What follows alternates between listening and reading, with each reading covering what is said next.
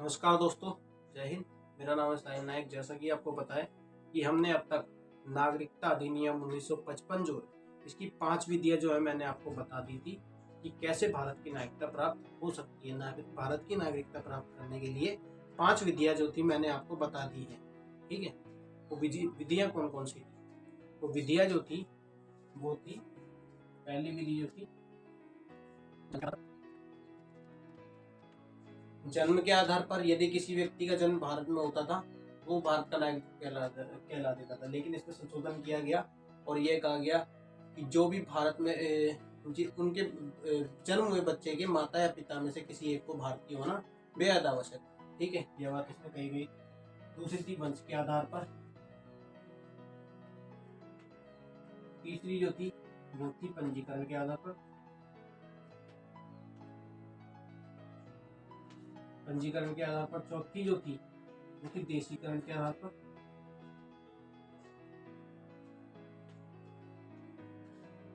पांचवी जो थी वो थी अर्जित भूमि के आधार पर। ठीक है, ये भारत की नागरिकता प्राप्त करने की मैंने आपको 5 विधियां बताई थी। जन्म के आधार पर, वंश के आधार पर, और पंजीकरण के आधार पर, देशीकरण के आधार पर, और अर्जित भूमि के आधार पर। ठीक है, तो इसमें मैंने ये भी बताया था कि इसके अंदर 5 बार संशोधन किए गए थे। पहला संशोधन इसमें 1986 में किया गया था, फिर 1992 में, 1992 के बाद 2003 में, 2005, 2019। ठीक है, 5 बार इसमें संशोधन किया गया था। किसमें? नागरिकता अधिनियम 1955 में। ठीक है, 5 विधियां है उसकी। तो आज हम बताने वाले हैं कैसे नागरिकता अधिनियम 1955 जो कानून है इसके आधार पर कैसे भारत की नागरिकता समाप्त हो सकती है। ठीक है, तो 5 इसकी भी 4 विधियां हैं। ठीक है, तो मैंने पिछला पढ़ाया था, आप इसे नोट डाउन कर सकते हैं, पिछली मेरी वीडियो में जाकर देख सकते हैं डिटेल से।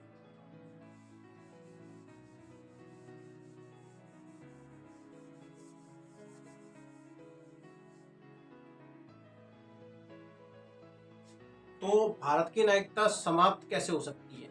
नागरिकता अधिनियम 1955।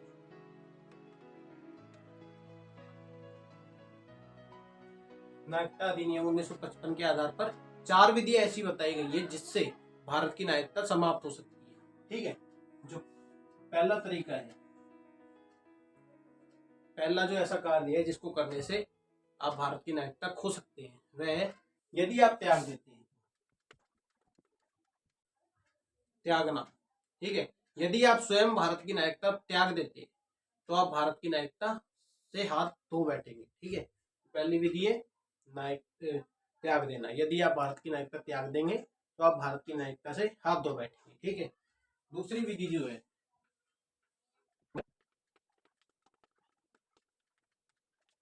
विदेशी नागरिकता स्वीकारना। यदि आप किसी अन्य देश की नागरिकता स्वीकार लेते हैं तो आप भारत की नागरिकता खो देंगे। ठीक है, तो दूसरी विधि है। तीसरी विधि जो है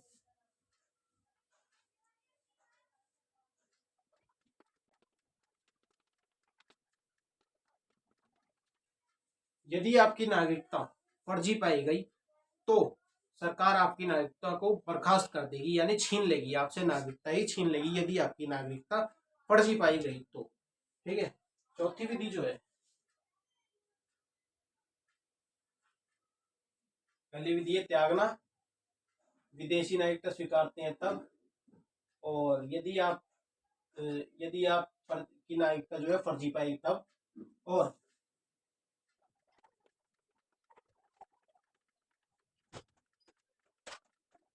ठीक है, चौथी विधि जो है यदि आप कोई देश विरोधी कार्य करते हैं, यदि आप कोई देश विरोधी कार्य करते हैं, जैसे मान लीजिए कि मैंने आपको पहले भी बताया था कि आपने विदेश किसी अन्य देश के साथ मिलकर अपने स्वयं के देश के साथ ही गद्दारी करने की कोशिश की, जैसे कोई टेररिस्ट आया उसका साथ दिया, तो फिर आप देश विरोधी कार्य कर रहे हैं, यानी उस स्थिति में आपकी नागरिकता छीन ली जाएगी, बर्खास्त कर दी जाएगी। ठीक है, तो ये 4 विधियां मैंने आपको बता दी। पहली विधि है त्यागना, यदि आप स्वयं त्याग देते हैं। दूसरी है यदि आप किसी विदेशी नागरिकता को स्वीकारते हैं तो आपकी नागरिकता भारत की नहीं रहेगी। ठीक है।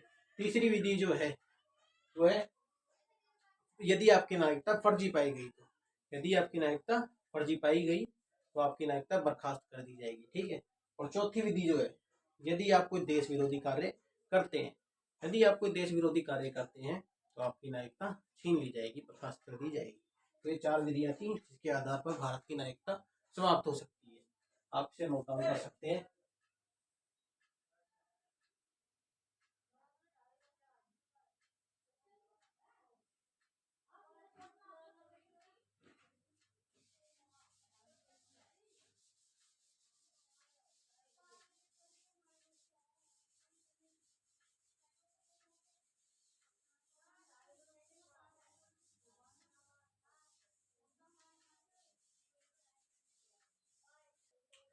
तो हमारे अब तक जो है भाग 2 कंप्लीट हो गए हैं। मैंने आपको नागरिकता अधिनियम 1955 के बारे में भी बता दिया है। मूल अधिकार भाग नंबर 3 जो है, उस तक पहुंचने से पहले मैं आपको कुछ इंपॉर्टेंट जानकारी, जो महत्वपूर्ण जानकारियां हैं, वो आपको देना चाहता हूं। जब भी आपको जो है भाग 3 से 3 4 आगे के जो भी भाग होने वाले हैं, तभी आपको वो समझ आ पाएंगे। ठीक है। तो इसलिए मैं आपको कुछ इंपॉर्टेंट महत्वपूर्ण जानकारियां प्रदान करना चाहता हूँ। आपने यह तो सुना होगा कि दुनिया का सबसे बड़ा लिखित संविधान भारत का है। ठीक है। क्या आपने ये सुना है कि दुनिया का सबसे छोटा लिखित संविधान किसका है? दुनिया का सबसे छोटा लिखित संविधान किसका है? तो दुनिया का सबसे छोटा लिखित संविधान जो है वो है अमेरिका का।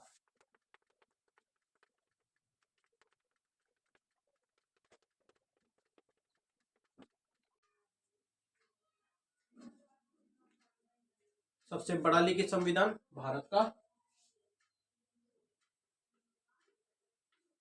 और सबसे छोटा लिखित संविधान जो है वो अमेरिका का। और अमेरिका ही ऐसा एक देश है जिसने सबसे पहले लिखित संविधान लागू किया था पूरे विश्व में। अमेरिका ही एक ऐसा देश है जिसने सबसे पहले संविधान को लागू किया था। ठीक है। और जो ये संविधान का जो विचार है कि हर एक देश का एक लिखित संविधान होना चाहिए, यह विचार किस देश ने दिया था? तो ये विचार दिया था फ्रांस ने।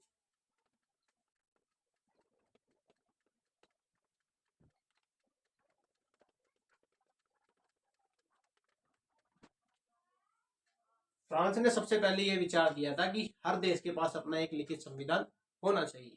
ठीक है। क्या आप जानते हैं एक ऐसा देश और है, एक देश ऐसा है जिसमें लिखित संविधान लागू ही नहीं है, उसमें केवल केवल मौखिक संविधान लागू है। वह देश है इंग्लैंड।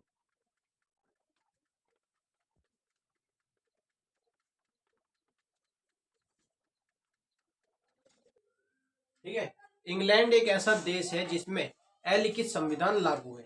ठीक है। अभी मैंने आपको 4 देशों का वर्णन किया। ठीक ठीक है। सबसे पहले मैंने आपको बताया कि भारत का सबसे बड़ा लिखित संविधान है, पूरे विश्व में सबसे बड़ा जो लिखित संविधान है भारत का है। और जो सबसे छोटा लिखित संविधान है, जितने भी देश है विश्व में, उनमें सबसे छोटा लिखित संविधान जो है वो अमेरिका का है। और अमेरिका ने ही सबसे पहले लिखित संविधान को लागू किया था। अमेरिका ही एक ऐसा देश है जिसने सबसे पहले संविधान को लागू किया था। और फ्रांस ऐसा देश है जिसने ये विचार दिया था कि हर देश का एक लिखित संविधान होना चाहिए। किसने? फ्रांस ने ये विचार दिया था सबसे पहले। और इंग्लैंड एक ऐसा देश है जिसमें अलिखित संविधान लागू है, यानी कि वहां पर मौखिक रूप से संविधान लागू है, जो मौखिक रूप से बोला गया है और वही ये संविधान लागू है, कहीं भी किसी भी तरह की किताब में लिखा हुआ नहीं है। ठीक है। ये 4 देश के बारे में भी मैंने आपको बताया।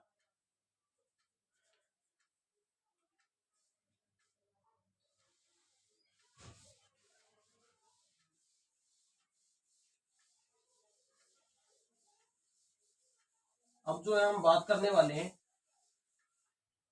तो हम देखने वाले हैं कि क्या होता है एनआरआई और क्या होता है पीआईओ, क्या होता है ओसीआई। ठीक है। तो ये तीनों चीजों के बारे में हम जानेंगे, कौन होते हैं, क्या करते हैं। ठीक है। सब कुछ डिटेल से हम इनके बारे में जानेंगे। सबसे पहले हम जानते हैं अपने एनआरआई के बारे में।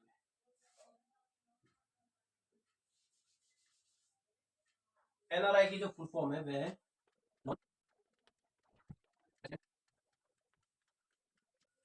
Non resident India. ठीक है, तो इसकी जो फुल फॉर्म है वह है नॉन रेसिडेंस इंडिया। ये होते कौन है? एनआरआई उन लोगों को कहा जाता है जो विदेश में रहते हैं। नागरिक तो वो भारत के हैं, लेकिन वो कार्य जो है विदेश में करते हैं, कहीं भारत से बाहर कार्य करते हैं, और वे अपना पैसा जो है वो भारत में अपनी फैमिली को भेजते हैं।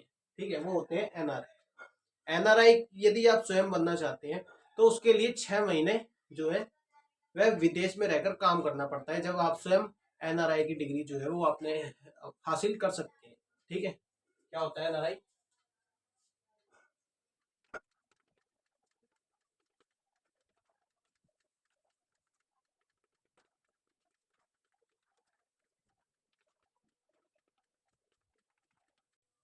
ठीक है, समझ में आया किसे कहा जाता है एनआरआई? जो व्यक्ति विदेश में कार्य करते हैं उन्हें एनआरआई कहा जाता है। और 6 महीने से ज्यादा यदि वे विदेश में कार्य करते हैं तो उन्हें एनआरआई का दर्जा मिल जाता है। ठीक है, एक बार मैं आपको बताता हूँ, जब द्वितीय परमाणु परीक्षण का हुआ था 1998 में।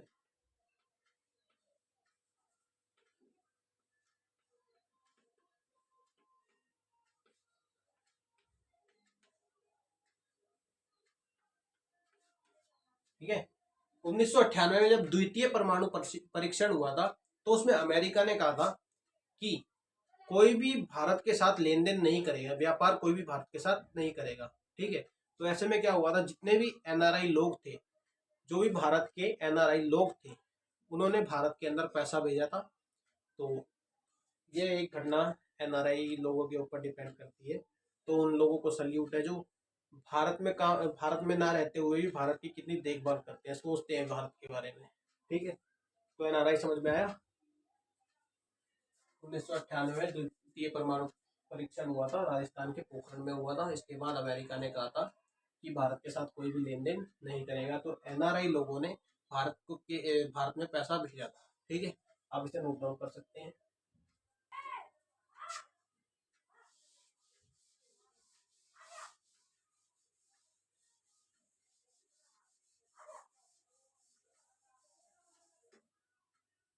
अब जो है पीआईओ के बारे में देखते हैं, पीआईओ क्या होता है। पीआईओ,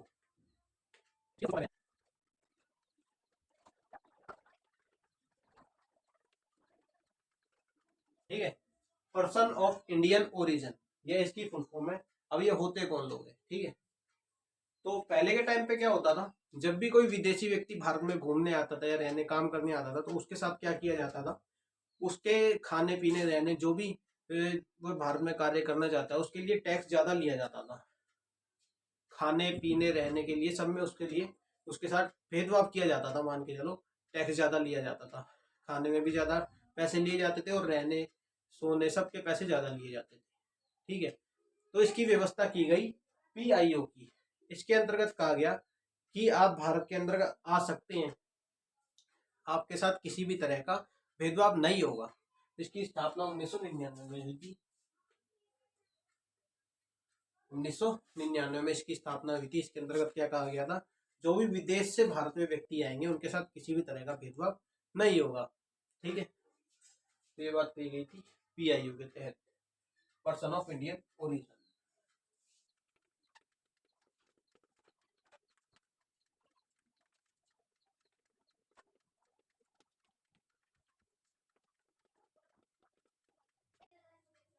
ठीक है, जो विदेशी लोग भारत में आएंगे उनके साथ किसी भी तरह का भेदभाव नहीं किया जाएगा, यह कहा गया था पीआईओ के तहत। इससे पहले जो व्यवस्था थी उसमें कुछ भी नहीं था। जो भी विदेश से लोग भारत में आते थे उनसे टैक्स ज्यादा लिया जाता था खाने और रहने के लिए, मतलब उनके साथ भेदभाव किया जाता था, टैक्स ज्यादा लिया जाता था।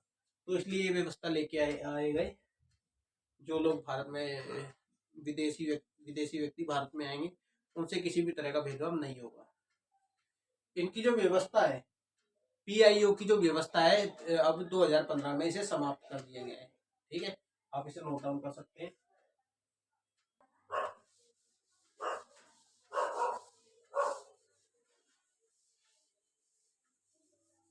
तो अब देखते हैं ओसीआई के बारे में। इसकी फुल फॉर्म है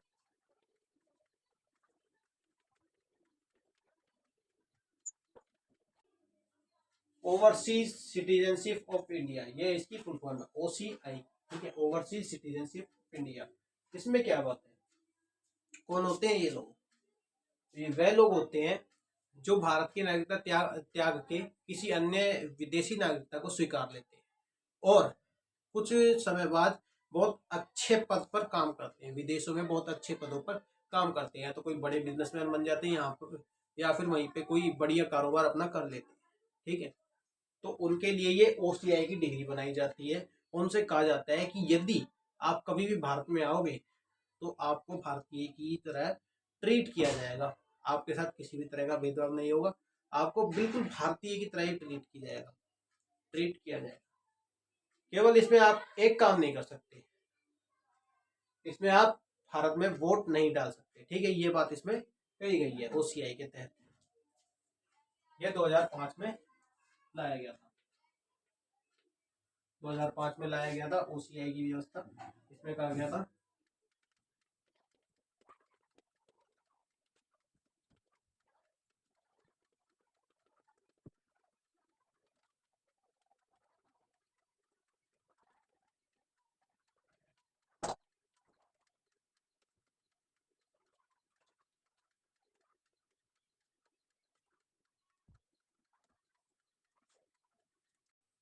ठीक है, तो OCI की व्यवस्था समझ में आई। OCI में क्या गया, ये OCI की व्यवस्था जो थी 2005 में लाई गई थी। इसकी फुल फॉर्म जो है ओवरसीज सिटीजनशिप ऑफ इंडिया। ठीक है, इसमें क्या किया गया था कि जो भी लोग भारत की नागरिकता छोड़कर किसी विदेशी नागरिकता को स्वीकारते हैं और विदेश में जाकर कोई बढ़िया सा काम कर रहे हैं, बढ़िया कारोबार में काम कर रहे हैं और किसी बढ़िया पद पे सेलेक्ट हो गए हैं, ठीक है, तो वो कभी भी भारत में घूमने आएंगे तो उनके साथ किसी भी तरह का भेदभाव नहीं होगा, बिल्कुल भारतीय की तरह ही ट्रीट किया जाएगा। ठीक है, बस वो एक काम नहीं कर सकते, क्या नहीं कर सकते, वोट नहीं डाल सकते। ठीक है, ये हमने 3 व्यवस्थाएं पढ़ी, आपसे नोट डाउन कर सकते हैं।